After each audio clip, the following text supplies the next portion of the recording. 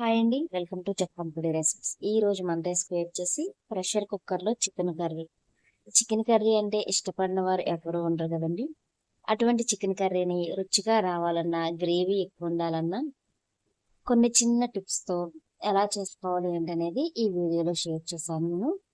Last వరకు చూసి మీరు చేసి ఎలా వచ్చింది ఏంటనేది కామెంట్ సెక్షన్లో కామెంట్ చేశాను. ఇప్పుడు ముందుగా ఒక మిక్సీ జార్ తీసుకుని గసగసాలు వచ్చేసి ఒక 3 టీ స్పూన్లు, వెల్లుల్లిపాయలు వచ్చేసి ఒక 10 రెబ్బల వరకు వేసుకోండి. అలాగే అల్లం ముక్కలు వచ్చేసి ఒక చిన్న కప్పుతో వేసానండి నేను. కొంచెం వాటర్ యాడ్ చేసుకొని మూత పెట్టి మిక్సీ పట్టేసుకొని పక్కన పెట్టుకోండి. ఇప్పుడు గ్యాస్ వెలిగించుకొని కుక్కర్ పెట్టుకొని ఇందులో ఒక 100 గ్రాముల వరకు ఆయిల్ వేసుకొని కేజీ చికెన్కి వచ్చేసి నేను కొలతలు అనేవి చెప్తున్నానండి. ఇందులో ఇందులోనే 2 యాలకులు, 2 లవంగాలు, కొంచెం దాల్చిన చెక్క వేసుకొని అవి కొంచెం వేగిన తర్వాత ఒక కప్పు వరకు పొడవుగా కట్ చేసుకున్న ఉల్లిపాయలు కూడా వేసుకొని వీటిని ఇలా కలుపుకుంటూ ఫ్రై చేసుకోండి. పొడవుగా కట్ చేసుకున్న పచ్చిమిర్చి వచ్చేసి ఒక 5, కొంచెం కరివేపాకు వేసుకొని ఈ మొత్తం కూడా బాగా వేగే వరకు ఇలా కలుపుకుంటూ ఫ్రై చేసుకోండి. ఇప్పుడు మనం తీసుకున్న కేజీ చికెన్ని నేనైతే ఇలా శుభ్రంగా కడిగేసి ఇలా చిన్న చిన్న ముక్కల కింద కొట్టించాను అనమాట. ఇప్పుడు ఈ చికెన్ని ఉప్పు వేసి ఉప్పు వాటర్లో ఒక అరగంట నానబెట్టి పక్కన పెట్టేసుకోండి. ఇప్పుడు మనకి ఉల్లిపాయలు కూడా చూడండి చక్కగా ఇలా వేగిపోయినాయి కదా.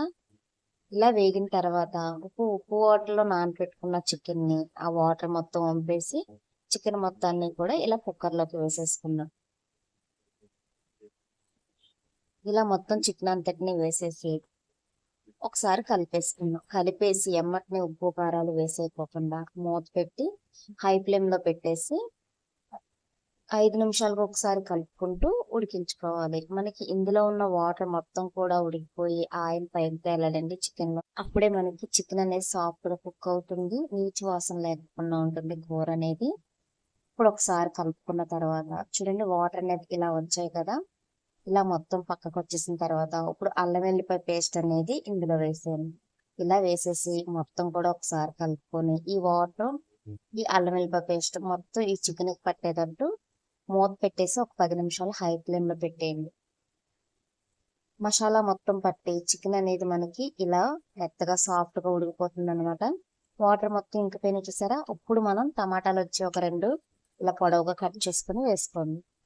ఇలా కట్ చేసుకొని వేసుకొని ఒకసారి గరిటె పెట్టి కలిపేసుకొని 5 నిమిషాలకు ఒకసారి కలుపుకుంటూ టమాటాలు మొత్తం కూడా మెత్తగా అయిపోవాలి. మన కర్రీలో ఎక్కడ కూడా టమాటాలు అనేవి కనిపించకూడదు, అంతలా ఉడికించుకోవాలి.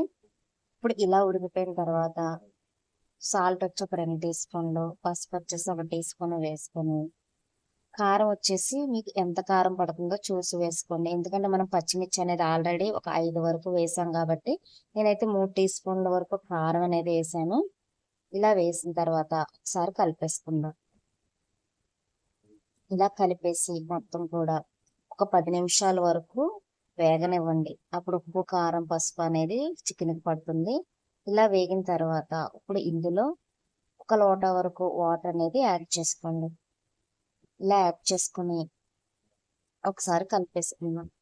మీ దగ్గర గరం మసాలా కానీ లేదా చికెన్ మసాలా కానీ ఉంటే ఒక 2 టీ స్పూన్ల వరకు ముందే ఇలా యాడ్ చేసుకోండి. ఇలా యాడ్ చేయడం వల్ల నీచు వాసన అనేది లేకుండా మసాలా అనేది చికెన్కి పట్టి టేస్ట్ అనేది బాగుంటుంది.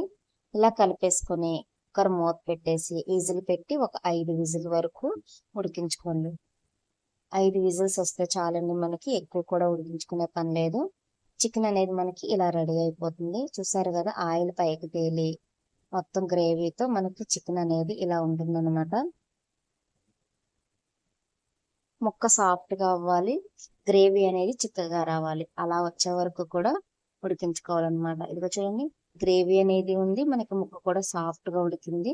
ఇప్పుడు మీకు గ్రేవీ కూడా చూపిస్తాను చూడండి. చూసారు కదా గ్రేవీ కూడా చిక్కగా వచ్చింది. ఇప్పుడు మనం ఒక బౌల్లోకి సర్వ్ చేసేసుకుందాం.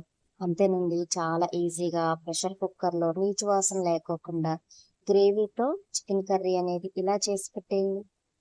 చికెన్ బాగా ఇష్టపడేవారు చాలా ఇష్టంగా తినేస్తారు. చిన్నపిల్లలైన పెద్దవారికైనా చాలా బాగా నచ్చుతుంది. మీకు కనుక నా వీడియో నచ్చినట్లయితే లైక్ చేసి మన ఛానల్ని ఫాలో చేసేయండి. అలాగే ఇంకొన్ని కొత్త రెసిపీస్ కోసం మన ఛానల్ పేజీని ఫాలో అవ్వడం మాత్రం మర్చిపోవద్దు. Thank you for watching.